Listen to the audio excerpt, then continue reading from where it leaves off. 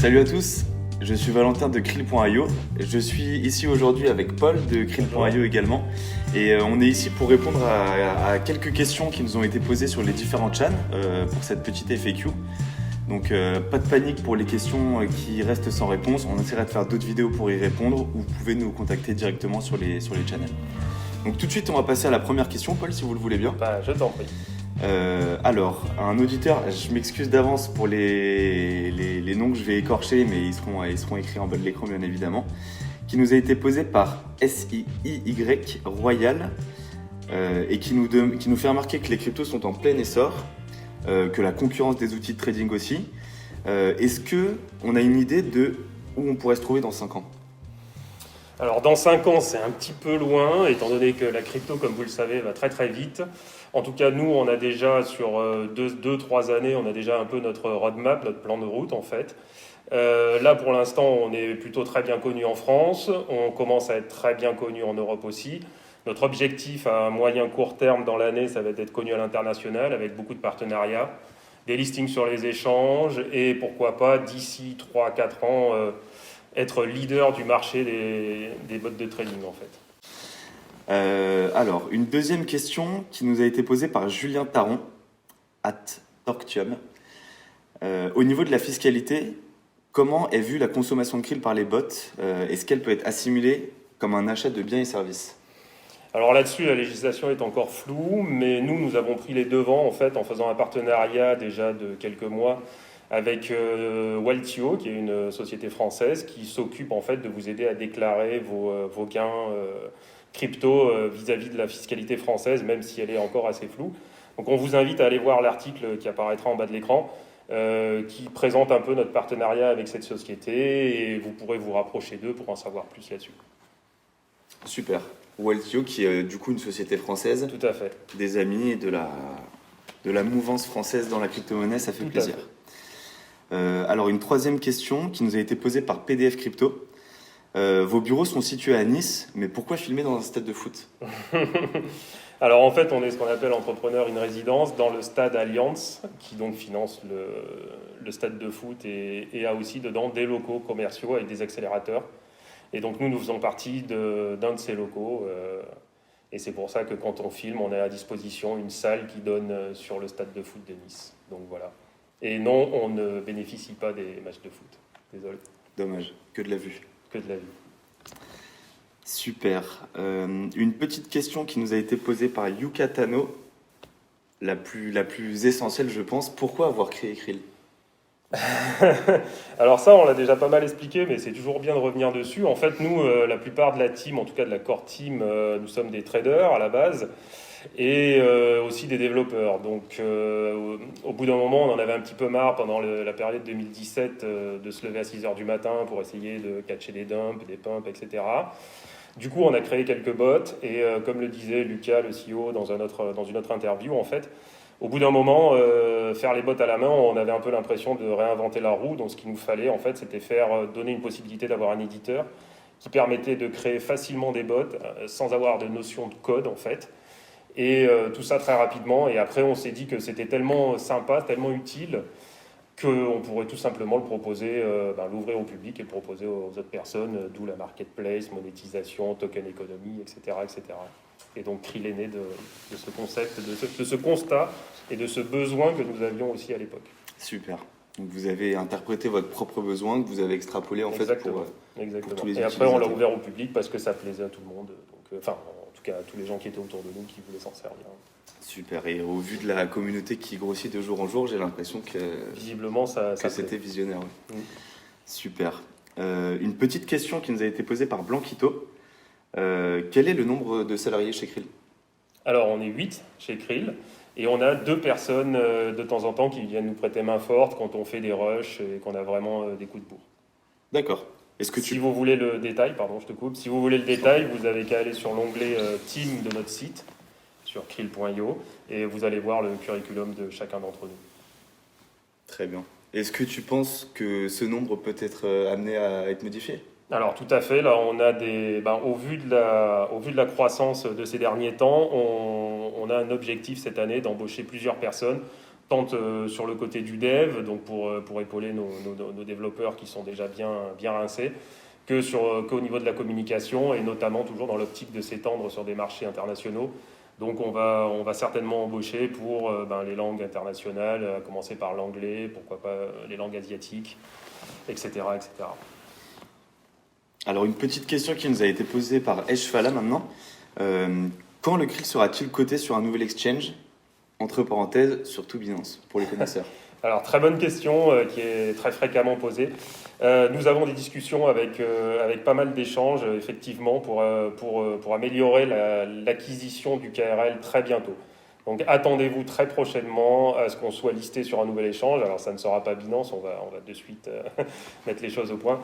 Mais ça sera un très bel échange et vous aurez beaucoup de facilité à acquérir le KRL. Alors, la prochaine question nous a été posée par Dan Filatov. Envisageriez-vous de faire une version TRC20 du krill? Alors pour l'instant, ça n'est pas au programme. Nous étudions toutes les possibilités, mais pour l'instant, on a d'autres choses à faire. Très bien. On rappelle que du coup, le TRC20 est un format de token qui permet d'être échangé plus facilement via la blockchain du TRX, du Trône. Mais effectivement, ça implique une lourde charge de développement, ce qui sera un peu compliqué. Une question de Alan. Envisageriez-vous un jour, quand vous aurez assez de data, de faire des packs de stratégie qui pourraient plus ou moins correspondre à des profils prudents ou risqués, selon lesquels on pourrait investir? Ça, c'est tout à fait possible. C'est même dans les cartons, on va dire, parce qu'il y a beaucoup de gens qui arrivent sur la plateforme, qui ne savent pas trop par quoi commencer. Et suivant leur profil, ça pourrait être effectivement une très bonne chose de les aiguiller, sans vraiment les conseiller, mais disons de les aiguiller, afin qu'ils puissent sélectionner un petit pack de stratégies comme ça qui aurait montré leurs preuves au sein de la communauté. Ouais, tout à fait. Maintenant, une question de Nicolas. Les cryptos semblent encore assez obscurs pour les Français, pays assez réticents à la prise de risque. Avez-vous eu des difficultés à créer krill? Comment avez-vous été reçu par les investisseurs, administration, banque, surtout à une époque où c'était un peu la jungle dans les ICO et avec le crack du marché au début de l'année 2018? Alors la question est très intéressante, la réponse est assez longue, mais on va la faire courte, ça a été la jungle. Donc les gros problèmes avec les banques de cash out, etc. On a quand même réussi à s'en sortir, on a trouvé des bons partenaires, mais ça n'a pas été facile, ça a mis plusieurs mois d'ailleurs à faire le cash out, et du coup on a un peu souffert, on va dire, du crash à l'époque de la crypto, parce qu'on a eu beaucoup de mal à retirer les euros. Est-ce que c'est une question qui est toujours d'actualité, ça, la difficulté à s'implanter dans le paysage français? C'est un peu plus facile, mais c'est vrai que la France n'est pas encore le pays par excellence crypto-friendly. Mais des efforts sont en train d'être faits au niveau du gouvernement, et on a bon espoir que dans l'avenir, on pourra faire partie des pays... La Crypto Nation. De la Crypto Nation et des pays leaders dans le domaine. On l'espère. Question de Daniel Garcia. Pourquoi ne peut-on pas acheter des krill sur la plateforme? Une question qui revient souvent aussi, j'ai remarqué. Alors ça, c'est tout simplement un problème légal. Il faut avoir une licence pour ça. Et ça demande, en fait, c'est un métier à part dont nous n'avons pas envie de gérer nous-mêmes. C'est pour ça que nous faisons appel à des prestataires tierces. D'accord. C'est un statut qui demande le format de PSAN, me semble-t-il. Tout à fait. La prochaine question nous a été posée par Arc. Est-ce qu'un pool de liquidité coin par rapport au KRL sur la BSC est envisagé? La BSC, la Binance Smart Chain.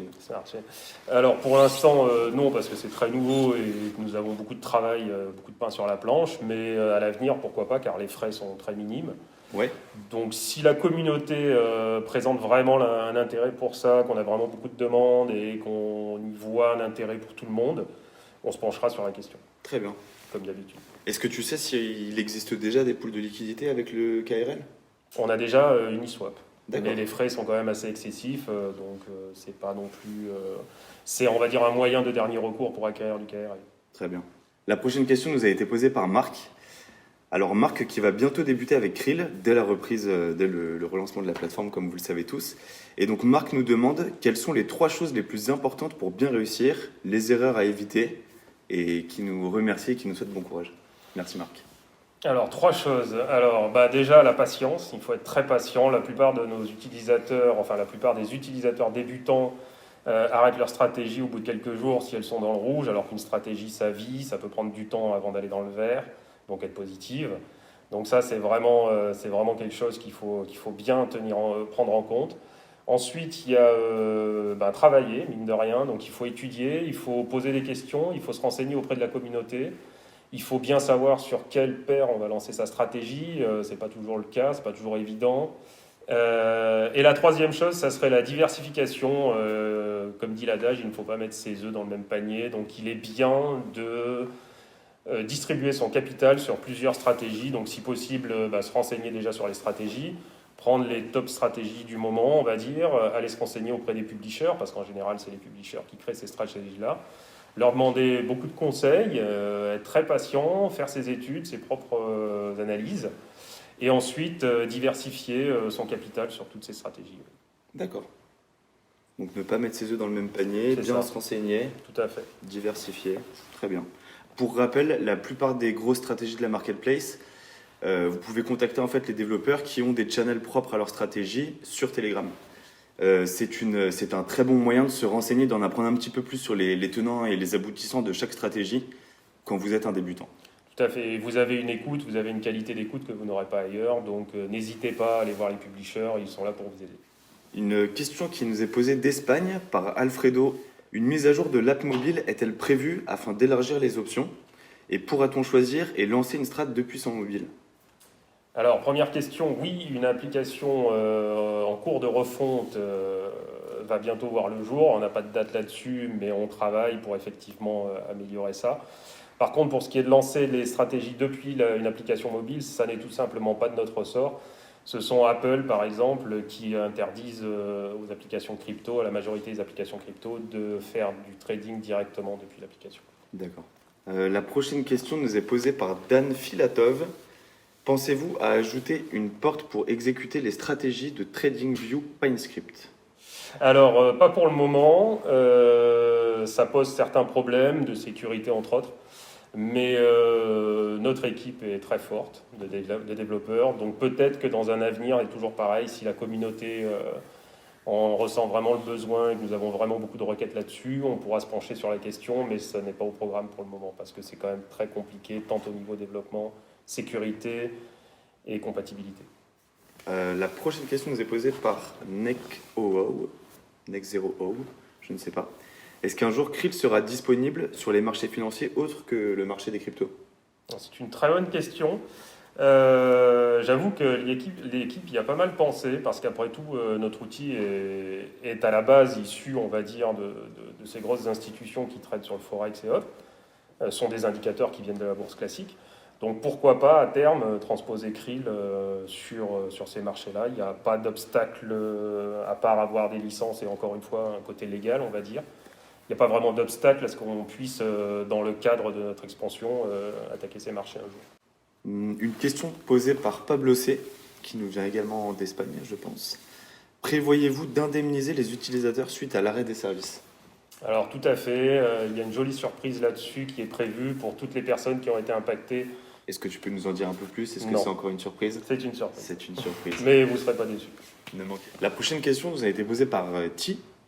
Comptez-vous ouvrir une API pour pouvoir agir directement sur les bots et le capital alloué au strat?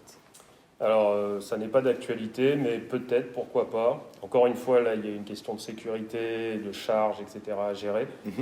Donc, pour l'instant, ça n'est pas d'actualité, mais peut-être courant de l'année prochaine, on étudiera le sujet. Une question de Elder Torres. Si le prix du krill continue d'augmenter, allez-vous baisser le nombre de krill nécessaires pour pouvoir bénéficier du holding? Pour l'instant, ce n'est pas d'actualité, mais parce que si on prend par exemple l'exemple de Binance, ils n'ont pas baissé leur programme de staking quand le prix du BNB a monté. Pourtant, il est passé de 10 centimes à 130 $. C'est justement en fait le but d'avoir des programmes de staking qui ne bougent pas, c'est que ça facilite, on va dire, ça encourage les early adopters et ceux qui croient au projet en fait à staker dès le départ. Sinon, ces gens-là qui vont à l'époque prendre peut-être un programme de 200K vont être lésés par la suite si on a les mêmes avantages avec un programme de 100K ou autre, si jamais on baisse.